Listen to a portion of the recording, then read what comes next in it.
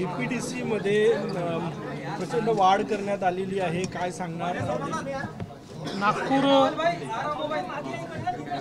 जिल्हा नियोजनाचा जो आराखडा आहे हा 1200 कोटीपेक्षा जास्त आता आम्ही नेलेला आहे आणि एक मोठी वाढ नागपूर जिल्ह्याच्या नियोजनाच्या आराखड्यामध्ये मोठा निधी देऊन आपण त्या ठिकाणी केली आहे। याच्या व्यतिरिक्त जवळपास 5000 कोटी रुपये विविध कामांवर या जिल्ह्यामध्ये महाराष्ट्र सरकारच्या वतीनं आम्ही दिलेले आहेत आणि जिल्ह्याचा सर्वांगीण विकास व्हावा, आरोग्याचं क्षेत्र असेल, शिक्षणाचं क्षेत्र असेल, इन्फ्रास्ट्रक्चरचं क्षेत्र असेल, विजेचं क्षेत्र असेल, मूलभूत ज्या बाबी आहेत त्या बाबी योग्य प्रकारे संरक्षित वनाच्या आसपास आहेत त्या ठिकाणी शेतकऱ्यांचं जे नुकसान होतं आहे आणि म्हणून तिथे सोलर फेन्सिंग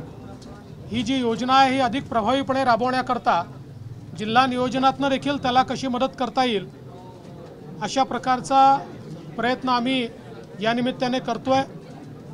पाणंद रस्ते किंवा पांधन रस्ते ज्याला आपण म्हणतो, जे शेतकऱ्यांच्या अतिशय जिव्हाळ्याचे आहेत त्याच्याकरता देखील निधी आपण राखीव ठेवलेला आहे आणि विविध योजनांना कुठल्याही प्रकारे निधी कमी पडणार नाही अशा प्रकारची व्यवस्था आम्ही केली आहे। ऊर्जा मंत्री म्हणून तुमच्या अभिनंदनाचा ठरावही ठेवण्यात आला। जे शेतकऱ्यांचे वीज बिल जे आहे ते शून्य झालेले आहे, कधीपर्यंत हे शेतकऱ्यांना? आता शेतकऱ्यांना वीज बिल माफीचा जो GR आहे तो आम्ही ऑलरेडी काढलेला आहे, त्यामुळे आता शेतकऱ्यांना पुढचे 5 वर्ष कुठल्याही बिल भरण्याची आवश्यकता नाही। 5 वर्षानंतर पुन्हा आमचं सरकार येईल त्यावेळेस पुन्हा आम्ही माफ करू।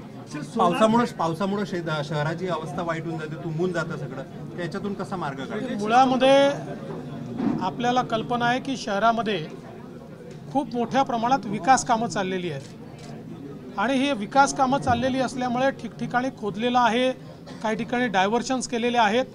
निश्चितपणे याचा त्रास नागरिकांना होतोय याची आम्हाला कल्पना आहे। ही कामं वेगाने कशी पूर्ण होतील, शेवटी आपण जेव्हा एखादं काम हातामध्ये घेतो त्यावेळेस काही त्रास आपल्याला सहन करावाच लागतो। आपण अगदी आपल्या घराच्या पेंटिंगचं काम हातात घेतलं तरी देखील आपल्याला त्रास सहन करावा लागतो। त्यामुळे ही सगळी कामं चालली आहेत, पण ती वेगाने कशी होतील असा आमचा प्रयत्न। आणि त्या दरम्यान आम्ही आयुक्तांना देखील सांगितलेलं आहे की आता आपण वैकल्पिक रस्ते जिथे तयार केले आहेत ते रस्ते काही ठिकाणी पावसामुळे खचले आहेत, काही ठिकाणी त्याच्यावर खड्डे आहेत, तर तेही तात्काळ बुजवले पाहिजेत आणि वैकल्पिक रस्ते देखील चांगले असले पाहिजेत अशा प्रकारचे निर्देश देण्यात आले आहेत। तुम्ही भाजपचे राष्ट्रीय अध्यक्ष बनाल अशी चर्चा गेले काही दिवस राजकारणात? ही चर्चा केवळ माध्यमांनी सुरू केलेली चर्चा आहे आणि ती माध्यमांमध्येच आहे।